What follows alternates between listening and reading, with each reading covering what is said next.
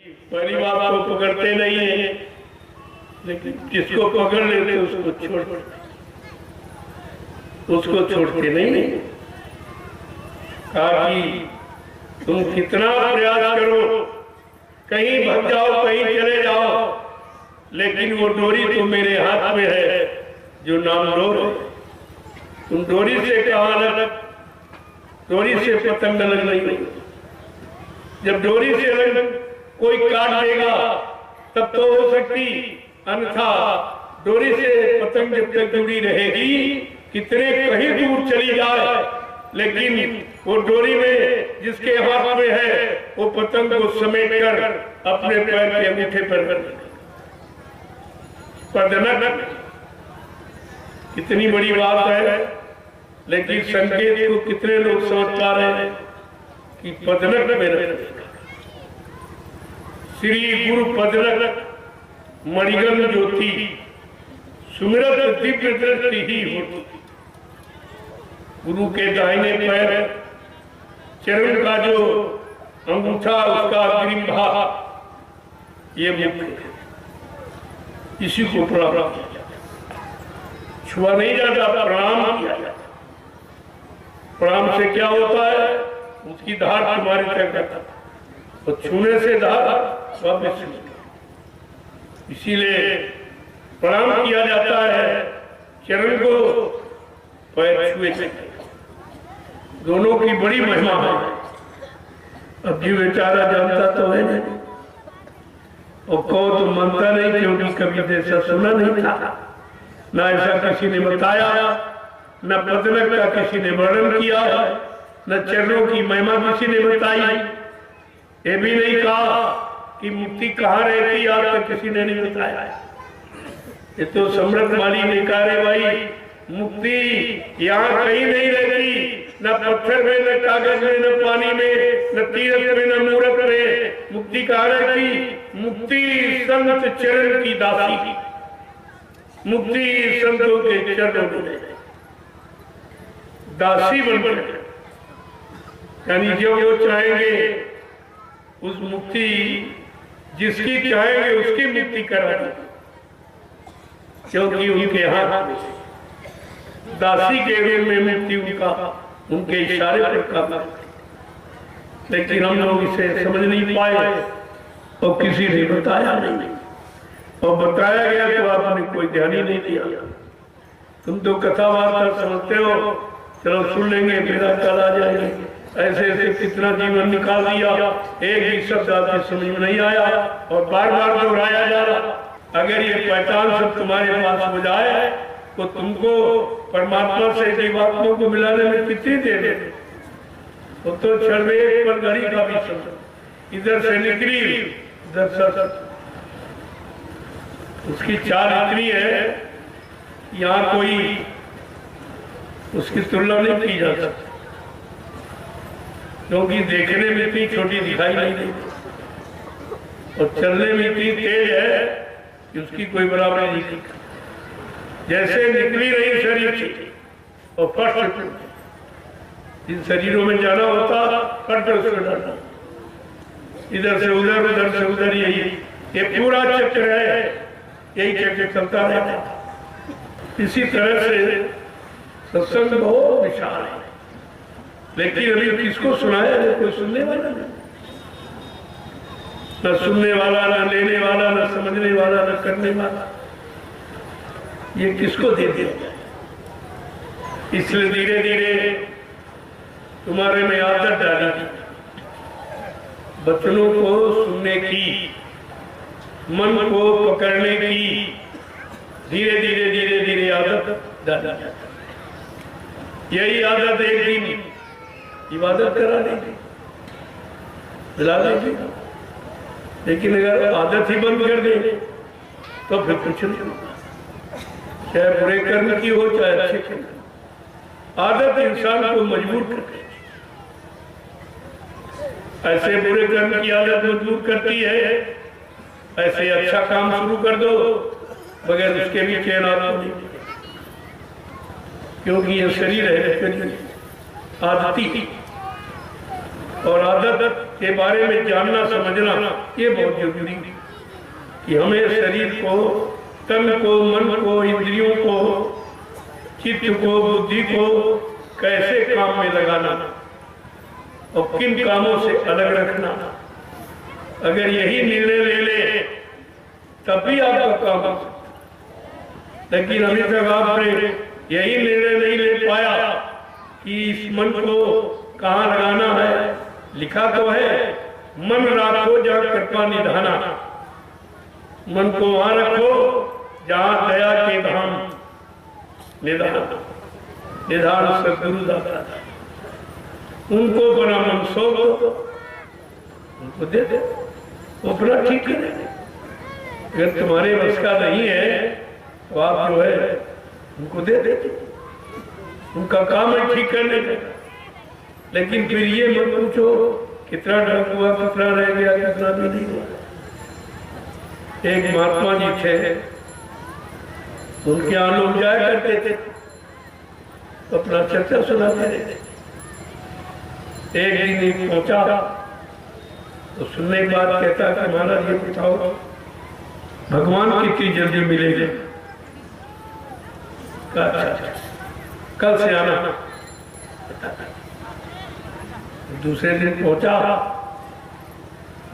तो कल हर दिन नहीं ठीक, तीसरे दिन पहुंचा बताइए। तब तक उनके यहाँ एक पुराना चिमटा पड़ा, बहुत पुराना, इतनी जंग लगी थी उसमें कि उसका रंग ही नहीं दिखाई देता। तो कहा वो चिमटा उठा कर गया, उसको साफ, जब ये साफ हो जाएगा बस उसी दिन तुमको भगवान बन जाए। अब वो खूब जोर लगा रहा, सफाई करने में 1 महीने, 2 महीने, 3 महीने, 4 महीने, 6 महीने, साल निकल गए। कहा भगवान नहीं मिला, कल अभी साफ नहीं। अब वो इतनी ज्यादा जंग लगी थी, कई बरस निकल गए, लेकिन उसका ध्यान नहीं। देखो ध्यान लगाने का तरीका, उसका ध्यान लगा दिया कि इसी को साफ होगा और इसी से तुम्हारा काम बन जाएगा। उसी में जुटा रहा, साफ करना, भगवान से मिलना, भगवान से मिलना, भगवान का दर्शन करना, भगवान मिलेगा, भगवान मिलेगा, इसी में जुटा पड़ा। और ये अंदर अंदर कह रहा, धीरे धीरे धीरे धीरे उसकी समझ में आता। समझ के अंतर में प्रेरणा देने वाले तो वही है, उसको प्रेरणा भाई जब तक ये साफ नहीं होगा तब तक भगवान मिलेगा नहीं। फिर एक दिन पूछ लिया, महाराज चिंता आपने क्यों पकड़ा? कहना तुम जड़ जीव थे, ये भी जड़ है, और जड़ जीव में ये कर्मों की जंग लगी। जब तक जंग कर्मों की जंग नहीं छूटेगी तब तक ये जड़ जीव चेतन रूप में नहीं आएगा। उसी तरह तुमको हमने जड़ में लगाया, जड़ को साफ करो और धीरे धीरे तुम्हारा लगाव हो जाएगा, तुम्हारा मन एकाग्र हो जाएगा कि हमको चिमटा साफ करना है, बस इसी से भगवान मिलेगा और कहीं भगवान। देखो सब जगह से मन हटाना, एक एकाग्र बिल्कुल कर दिया, स्थिर प्रज्ञता इसी को स्थिर प्रज्ञ बना दिया। अब उसी में जुट गया। फिर उन धीरे धीरे जब कई वर्ष बीत गए, अब उसका मन स्थिर हो गया, रत्तु तो अंदर कुछ ज्ञान होने लगा। उसने चिपटा तो रख दिया, कहा अब इसका कारण बताइए, ये चिमटे से हमारा क्या संबंध है? कल हाँ संबंध है और नहीं भी है। कल क्या है? कल जैसे ये चिमटे की काई जंग लगी नहीं छूट रही तो भगवान नहीं मिल रहा, ऐसे अगर मन के में कर्मों की गंदगी लगी, जब तक ये नहीं छूटेगी तब तक भगवान का दर्शन नहीं। इस बात को बताने के लिए उन्होंने उसका पहले मन एकाग्र किया और जहां लगा तो वहीं लगाया और वहीं से धीरे धीरे धीरे धीरे समय यानी इतना क्रॉस कर दिया कि बिल्कुल उसका मन एकाग्र, अब कहीं नहीं जा रहा, केवल उसी में जुटा है। जब साफ हो जाएगा तब भगवान मिल जाएगा, जब साफ हो जाएगा तब भगवान मिल जाएगा, यही रट लग गई। और धीरे धीरे बात समझ में आ गई और महात्मा जी ने धीरे से बता दिया, जैसे चिमटे में जंग लगी है तो भगवान नहीं मिलेगा, ऐसे जब तक मन पर ये कर्मों बुरे कर्मों की जंग लगी, जब तक ये नहीं हटेगी तब तक निर्मल मन जन सो मोहि पावे और मोह छल छिद्र कपट नहीं, तब ये बात सिद्ध हुई। तो महात्मा किस तरीके से कौन सा आपका काम, वो बहुत चालाक, बहुत चतुर होशियार होते हैं। आपका काम किसी न किसी तरह से करा, वो केवल इंतजारी करते हैं कि तुम जल्दबाजी में हो और जल्दी काम शैतान का और धीरज का रहना। तो धीरे धीरे में ये भी पता चलेगा ये टिकने वाला कि भगने वाला। जल्दबाज रुक नहीं, ये जल्दबाजी सब आए सब देखो भागे, कोई टिका गुरु दरबार। पता चल गया कि अभी कोई नाम का ग्राहक नहीं, ये नाम मणि ये कोई लेने वाला नाम मणि, ये नाम मणि यही मणियों जैसा हो जा रहा। तो स्वामी महाराज ने क्या कहा कि नाम दीप मणि देह देहरी द्वार, गोस्वामी भीतर बाहिरे जो चाह किया। जैसे चिराग को मकान की देहरी पर रख दो तो अंदर भी उजाला और बाहर, ऐसे ये मनुष्य मंदिर देह की देहरी ये जहाँ आप बेंदी लगाती महिलाएं चंदन पुरुष लगा, यहाँ पर अगर नाम रूपी चिराग रखना आ गया, नाम का स्मरण अगर यहाँ से तुमने प्रारंभ कर दिया स्मरण, तो देर नहीं लगेगी उजाले। और उजाला हुआ नहीं, अंधेरा खत्म हुआ नहीं, उजाले में सब चीज इधर की भी उधर की सब दिखाई, तब ये फंसा भी दिखाई देगा और निकलेंगे और कहाँ जाएंगे वो भी दिखाई देगा। बस वहीं से आपने निर्णय ले लिया, अरे ये तो फंसने वाला सामान था, असली सामान तो उधर है। लेकिन जब दोनों का अनुभव होगा तो कितना इशारा उन्होंने किया, नाम दीप मणि देह देहरी द्वार और गोस्वामी भीतर बाहर जो। अगर अंदर बाहर प्रकाश माने सत्य ज्ञान अगर पाना चाहते हो तो यहाँ पर नाम जो नामदान मिला है उसका स्मरण सुमरण जब यहाँ से होगा तब मन इधर उधर नहीं। जब तक नीचे यहाँ पर बैठ के कर रहे हैं आप तो मन तो यहाँ बैठा हुआ, वो नीचे लोगों में चला जाएगा, कहीं झगड़े में चला गया, कहीं पत्नी में चला गया, कहीं पति में चला गया, कहीं बच्चों में चला गया, कहीं धंधे में, कहीं व्यापार में बन जाएगा। लेकिन यहाँ पर पहुंचाने के बाद फिर मन इधर उधर करेंगे। तो कितना बड़ा इशारा दिया। अब इशारे को तो वही समझे समझदार के लिए इशारा होता, और समझदारी लोगों में रही नहीं, सब खत्म हो गया। इसलिए एक एक बात को सत्संग में संत मिलन सब जग सुख नाही। सबसे बड़ा सुख क्या है? संतों का मिलन।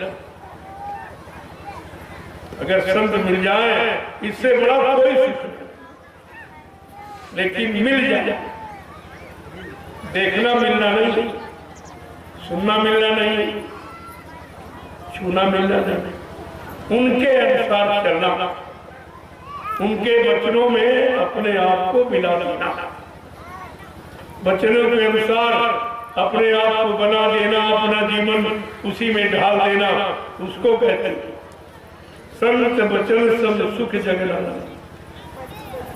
और नई दरिद्र सब दुख जगना, और दरिद्रता के सवाल कोई दुख नहीं। और आप सब दरिद्र,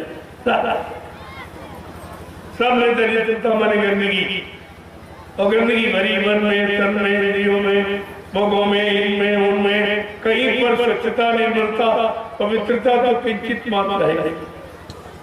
फिर भी संत माता तुमसे विरोध नहीं रहेगा कि भाई तुमको छुएंगे नहीं, तुमको देखेंगे नहीं, तुम्हें बताएंगे नहीं, तुम्हें सुनाएंगे नहीं। गंदा होता हुआ जीव वो कोई जीव से परे है, क्योंकि उनका संबंध जीवात्मा से वो गंदी है, वो नहीं देगा। तन मन गंदा हो गया, मन गंदा हो गया, इंद्रियों में फंस गया, इंद्रियां गंदी हो गई, भोगों में फंस गया, और शरीर गंदा नष्ट हो गया भोगों की गंदगी से। तो धीरे धीरे धीरे धीरे ये खराबी कैसे आई? क्योंकि जब जीव पैदा हुआ तो बिल्कुल ऐसा कुछ लेके ही नहीं आए, कुछ नहीं की, कोई गंदगी नहीं थी, न परिवार की, न समाज की, न मन की, न तन की, न इंद्रियों की, न भोगों की, किसी तरह की कोई गंदगी थी। एकदम पाक साफ निर्मल पवित्र था। उन्होंने धीरज से आपको जगाया और जगा के खड़ा किया। जब कोई जगाता तो आवाज देता, आवाज से आप देखते हो इसे, आवाज या इशारे से, लेकिन आवाज देके जगाया जाता। इसका मतलब है निश्चित की आवाज हमको जगाएगी। इधर अगर मन को आवाज जगाएगी तो जीवात्मा को भी आवाज जगाएगी। इसकी आवाज इधर बाहर से आ रही और उसको जगाने वाली आवाज ऊपर से आ रही। ये बाहर में आती कानों में और अंदर वाले कान में जाता। जो जीवात्मा में अंदर कान लगा है, ऊपर वाली आवाज वो जीवात्मा के कान में जाती तो वो उसका प्रकाश जीवात्मा के अंदर वाली आंख पर, तो जब आंख खुल जाती तो सामने जैसे इधर आप आंखों से देखते हो ऐसे खुले मैदान, ऐसे उधर देखते, लेकिन मतलब खुल के है साउंड और लाइट, आवाज और प्रकाश, दो चीज। जैसे संसार में आप अपने मकान में जिस कमरे में आप रहते हो, दिन की अपेक्षा रात में आपको डर लगता है। कमरा वही दिन में नहीं डर रहा, तो क्या कारण? कि दिन में प्रकाश है सूर्य का और बोलने वाले लोग हैं, यानी आवाज और लाइट प्रकाश, दो चीजें निकली। जैसे घर वाले मकान में अगर प्रकाश दिन है और लोग बोल रहे हैं, आवाज आ रही, तो आपको भय नहीं लगेगा, अकेले आप बने रहो। और रात में उसी कमरे में लाइट चली जाए, बोलने वाले सो जाए, अकेले में आपको भय लगेगा। तो डर कहाँ है, भय कहाँ है? जहाँ लाइट और साउंड नहीं। अगर लाइट साउंड है तो डर है, बिल्कुल जैसा इधर ऐसा होता था, कोई अंतर नहीं। अब बाहर में तो आपने लाइट का इंतजाम कर लिया और बोलने वालों को इकट्ठा कर लिया, परिवार बना लिया, बाल बच्चे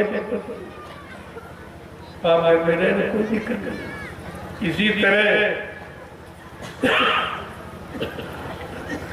अगर अंदर जीवात्मा में भी जो लाइट है, जो साउंड है, लाइट साउंड अगर मिलने लगे तो आत्मा भी निश्चित, कोई भय नहीं, कोई इधर भी वही बात बताई जा रही, उधर भी बात कहा। इस तरह तो आपने खोज कर ली कि चलो भाई जिनके पास है लाइट उनसे मिल ले, और बोलने वालों से भी मिलने के सब लोग भाई आओ। लेकिन उधर तक कोई खोज आपने की नहीं कि लाइट वाला कौन है, बोलने वाला कौन, आवाज निकालने वाला कौन है। तब उसने बताया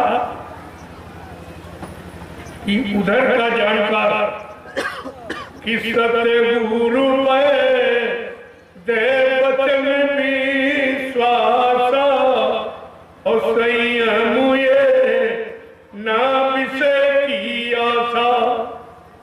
जैसे इधर लोग बीमारी आ जाती तो डॉक्टर में हकीम की तलाश करते, अगर कोई जानकार मिल गया और उसकी जानकारी से आपने ले ली और वो दवा भी जानता तो रोग चला जाता। इसी तरह अंदर में जो बीमारी लगी है जीवात्मा पर, उसकी रोग बीमारी, उसके आंख कान कैसे खुलेंगे ये बीमारी। बाहर में आंख कान बंद हो गए शरीर के, जब डॉक्टर में लकीम की तलाश कर मिल गया, कोई दवा दे देती, ठीक है, लेकिन ये जीवात्मा का आंख कान मुद्दतों से बंद, जब से आई तब से बंद। उसके लिए आप कोई तलाश की आप सकते, इसका डॉक्टर है जिसका जानकार होने भाई उनसे मिला जाए। आपने कभी खोज कहा गुरु कोई खोज करो भाई, बिन गुल्लाह कोई नहीं। लेकिन जिन लोगों को मौका मिला उन्होंने उसका जितना लाभ जिसको कर्मानुसार मिलना था उतना ले पाया। सबको बराबर भी नहीं मिला, क्योंकि बराबर शुद्ध विचारधारा से आप ले ही नहीं पाए।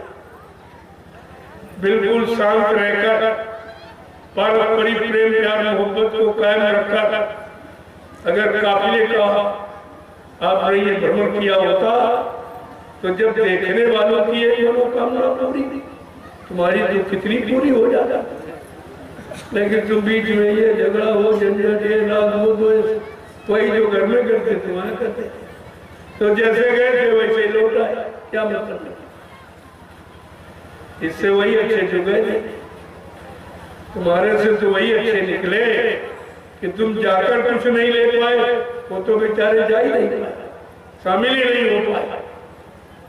रोज संदेश दिया गया, लेकिन वही बात है, चिकने घड़े पर एक बूंद ठहरती नहीं। इतना आप प्रयास करो, ये जबरदस्ती नहीं दिया जा सकता। संत मत का ऐसा सौदा जबरदस्ती, और जबरदस्ती कोई ले भी नहीं सकता। इसमें श्रद्धा, सेवा भाव, प्रेम की जरूरत है, बगैर इसके सौदा नहीं था। और ये आपको रखना चाहिए था। काफिला एक तपस्या, एक तपस्या था। ऐसे भीषण सर्दी में लोग रजाई के अंदर ठंड महसूस कर रहे थे, और ये प्रेमी सड़कों पर चल रहे थे।